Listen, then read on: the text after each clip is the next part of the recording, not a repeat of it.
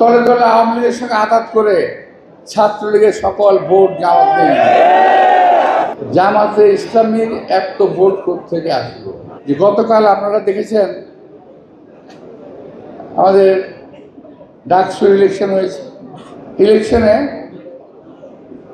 BNP হেরে গেছে, এটা আপনারা বলতে পারেন, কিন্তু আমি কিন্তু বলতে পারি না যে ঢাকা বিশ্ববিদ্যালয়ে জামাতে ইসলামীর এত ভোট থেকে আসলো।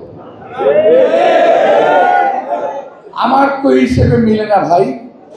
আমি বলতে চাই না যে আমার কারচুপি করেছে, আমি বলতে চাই দেশে একটা গভীর ষড়যন্ত্রের আভাস পাচ্ছি আমি।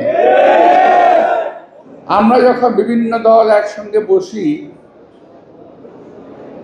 তখন যে আমাদের সেভেন নেতারা বারবার আমাদেরকে বলেন কি জানেন, যে ভাই খেয়াল রাখেন আওয়ামী লীগ যাতে আর ক্ষমতায় আসতে না পারে, আওয়ামী লীগ ঠেকান সবসময়, যে আওয়ামী লীগ আসলে সবাই একটু চিন্তা করবে, এটা তাদের ডায়লগ।